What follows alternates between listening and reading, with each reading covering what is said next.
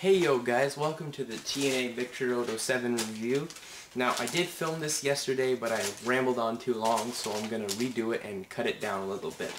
Alright, so Victory Road started off with the 10-man X Division Gauntlet Ultimate X match. I mean, big title for a match. But anyway, with not even a title on the line.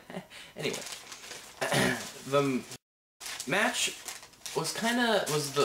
I didn't think you should start your match with this one. I mean, you could have probably put Rhino versus Storm there and you had a good contest. But anyway, so Daniels, Jay Lethal and Christopher Daniels started it out. And then from there on it went such as Puma, Homicide, Guru Sanjadet, Petey Williams, Shark Boy, Elix Skipper, and Kaz and Senshi.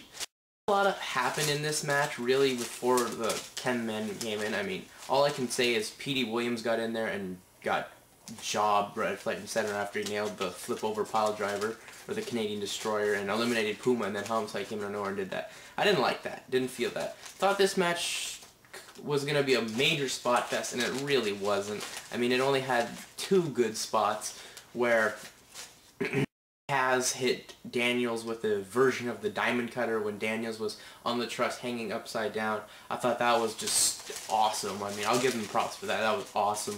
I mean, that's like an acting. You got to trust with the actors right there. You got that. Daniels had to trust Kaz with his life on that one.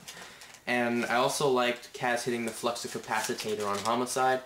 But I didn't like when Kaz and Elix Skipper were on the top of the truss, and they could have done something phenomenal, but they didn't. And anyway, I was expecting a big surprise like Amazing Red, and they didn't really deliver on that. But anyway, Daniels got the win, and Triple X was reformed after Skipper and Senshi were beating down two of the remaining guys in the ring, Kaz and Jay Lethal. But anyway, so after that was the VKM versus Bastrum and Damager.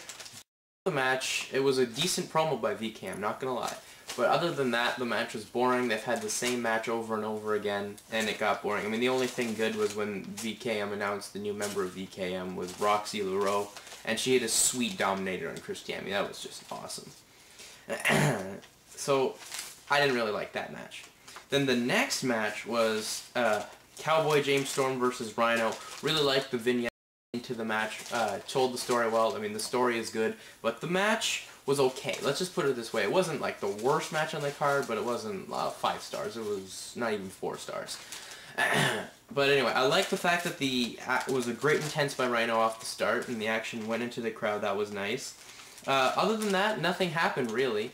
Not anything important except for the finish where Rhino got nailed in the glass bottle by Storm when he went for the gore, and then after the match, Storm tied Rhino to the ropes with his arms tied backwards and poured a beer keg all over his head, and just to lead the feud and make the feud go on more, which I'm looking forward to. I think they'll have a better second match. So then after that we had the Motor City Machine Guns versus Jailynn and Bob Backlund. The crowd was really into Shelly, as they should be. I mean, Shelly's the man. The pace was really slow. I mean, they only had a couple things I liked. I liked when Backlund was not in the match. I liked the teamwork that Shelly and Sabin have. I mean, them with Nash are going to be gold. But other than that, it wasn't like... I did like the hesitation drop kick, the drop kick sets when Lynn was in the Tree of Woe, and I also liked the spring, or where his drop kick after springing off Shelly to knock Backlund out. And I was happy with the win in this one. This match, it was solid though. Not much in it, but it was solid. You know what I'm saying? So anyway, then there was a great angle segment where he beat down Jay Lethal and just made me laugh, especially when he said, "No, now you knocked my sunglasses off." Then the next match was Eric Young and Gail Kim versus Robert Roode and Miss Brooks. Good pace to the match, really liked it. And Eric Young showed what he could do. He was hitting great spots. I mean, he had a great suicide dive, and I liked him spearing Robert Roode right off the start. That was great. But really, the match's downfall is that they're demolishing Robert Roode's character. I mean, Gail Kim dominated Roode, actually, in sections of the match. I mean, made Roode look ridiculous. I didn't like that at all, because Roode's going to be a main eventer, and I didn't like that. But anyway, Eric Young and after the match, Eric Young pulls Robert Roode's pants down, which that was a little weird. So then the next match was Christian Cage versus Wildcat Chris Harris, match of the night. Love the story to this one. Love the vignette going into it. Love that, must say. The match had good pace to it too. I mean, Harris hit a nice hangman suplex in there. I liked the fact that there was a good crowd really into this one. Really into this one. I mean, there were two good false finishes when they're both trying to get their finisher on, and Cage kicked out of the catatonic, and when Harris kicked out of the Unprettier, I was like, oh, whatever. And then Cage hit the frog splash. I thought it was it. But then the surprise appearance by Dustin Runnels caught me off guard, and Tonko came down to distract the ref, and Cage got the win after rolling up Harris after Rhodes hit him in the back of the head with his hand, or back in the back with his handcuffs. Didn't like the finish, but good match. Match of the night. Then the next match was Sting and Abyss versus AJ Styles and Tomko.